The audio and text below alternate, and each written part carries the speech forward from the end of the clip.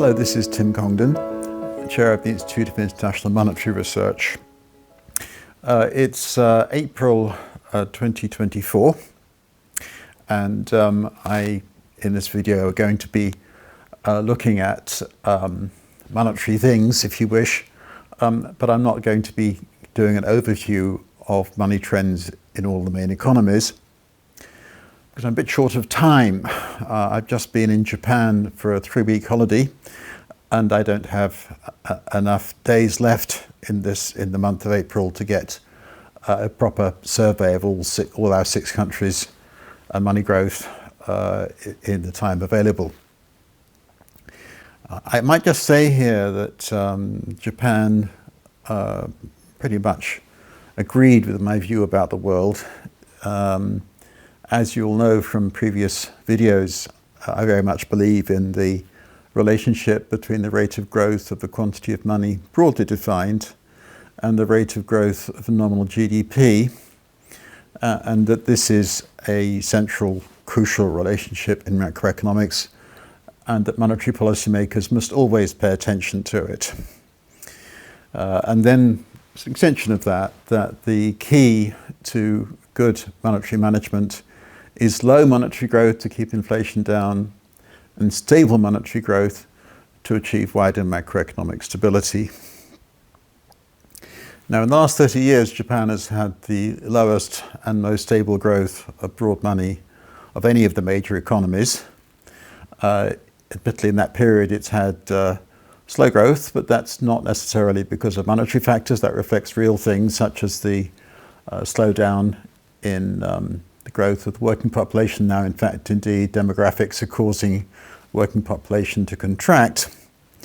What I can say from visiting Japan is that it's a busy, prosperous, successful economy for all of that, and 30 years of low and relatively stable money growth hasn't done them any harm at all.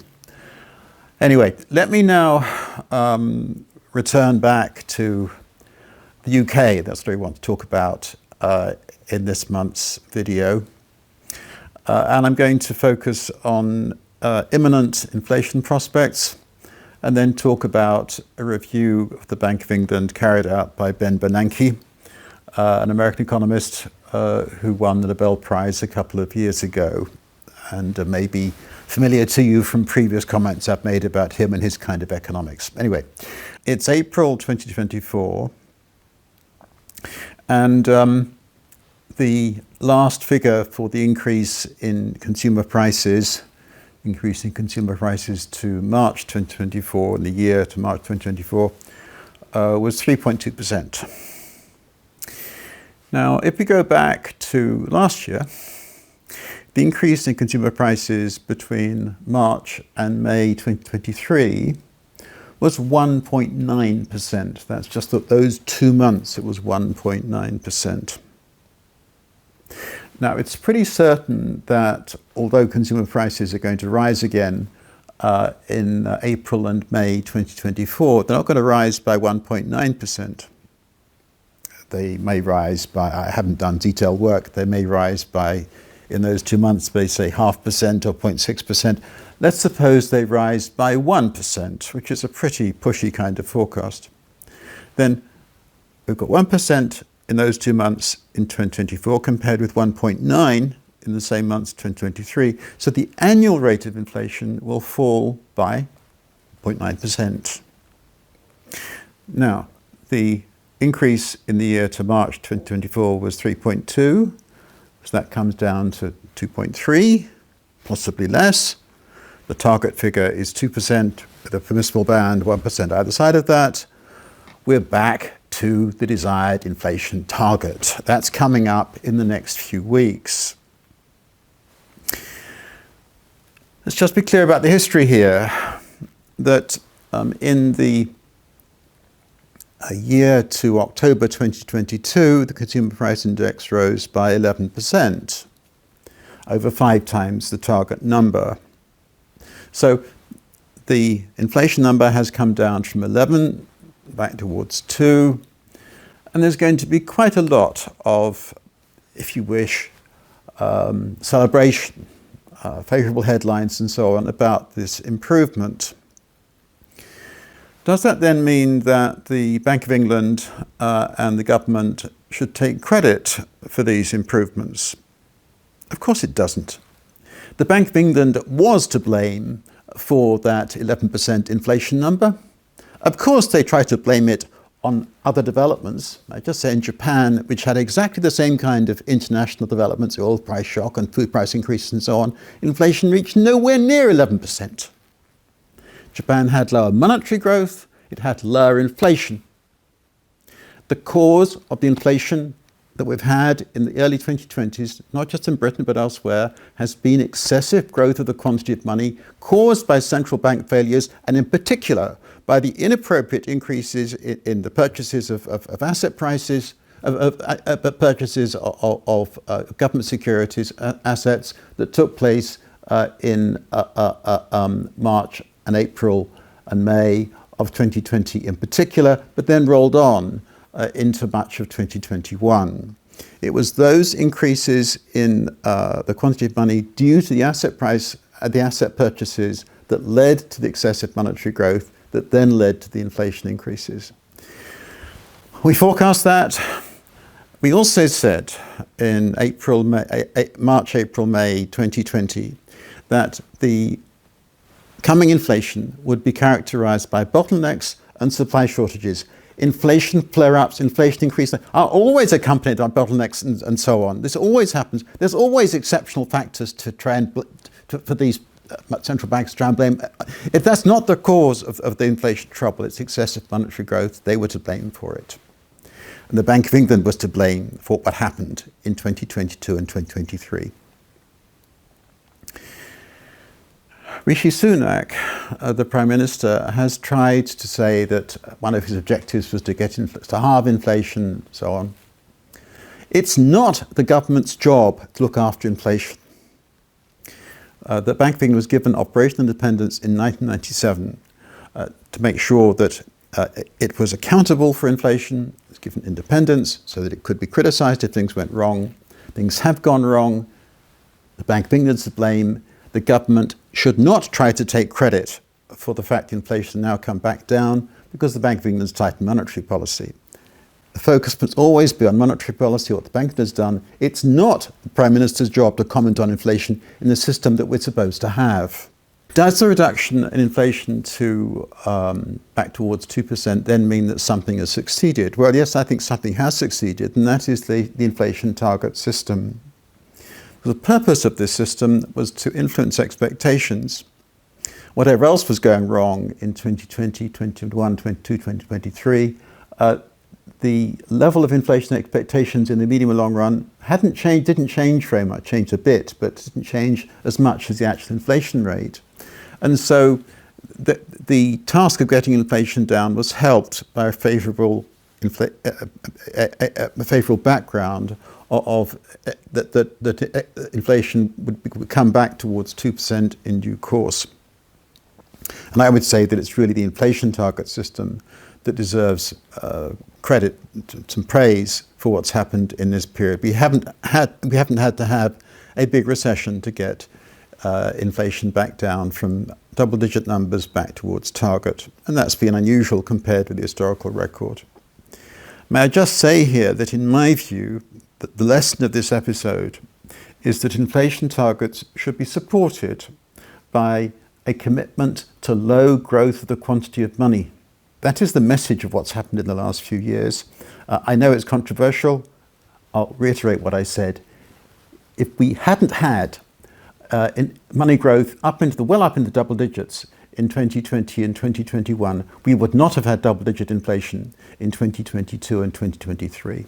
The Bank of England sought comments on its forecasting record, which was dreadful in this period. It sought comments on it from a chap called Ben Bernanke, who'd been chairman of the Federal Reserve in the United States and who was awarded the Nobel Prize for Economics 2 or 3 years ago. I was very skeptical that Bernanke would give a critical review of the bank's forecasting. I was wrong. Bernanke was very critical. In my view, if he was asked to do the same exercise with the same kind of procedures in the USA or the Eurozone, or in other countries too, he would also have to be critical of those central banks as well. Anyway, he was critical.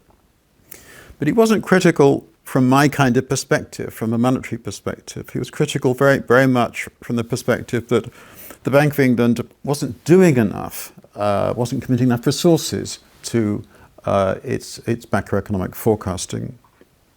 And in particular, he said that more effort should be devoted to understanding the monetary transmission mechanism. I agree with that. The monetary transmission mechanism, yes, the transmission mechanism from the quantity of money dominated by bank deposits, please, to other macroeconomic outcomes. That was how we got inflation right in early 2020, by looking at what's happening to bank deposits. Not just in Britain, by the way, but also in the USA, the Eurozone, and so on. There's none of this in Bernanke's review.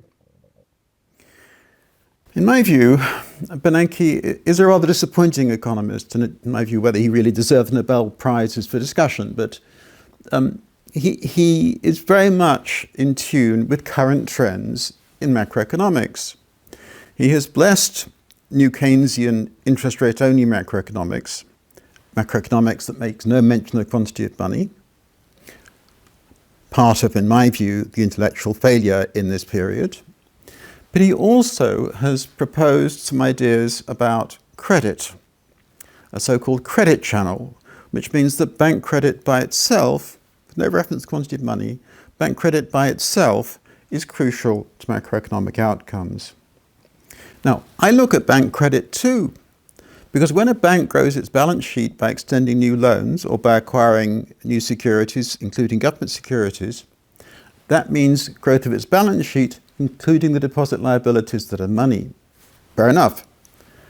But as far as Bernanke is concerned, it's the credit that matters without any reference to what is happening with the quantity of money. And that's wrong. You can have very rapid growth of bank credit to the private sector running at 10%, 20%, and still very low money growth. And in those kind of circumstances, money will dominate what happens to the growth of nominal national income, inflation, and so on. I'm saying that very emphatically because I know what the data say. Bernanke proposes something called the credit channel. This, the terms on which the Bank of England says something similar sometimes. They have in their monetary policy report, the old inflation report, they have references to credit conditions. In my view, this is a very low-grade piece of analysis, not really worth the paper it's written on. But this is the kind of stuff that we have, I'm afraid, been getting in recent years from Bernanke and other very prominent people in this field. I want to finish this video by making 3 comments about this so-called credit channel. Look at any modern industrial economy. Compare the value of transactions with the value of new bank credit in any one year. You will see the volume of transactions is a multiple of the order of 100 or 200 times, even more sometimes, the value of new bank credit to the private sector. The bank credit matters because it affects the quantity of money. That's it, nothing else. The volume of transactions is many, many times larger.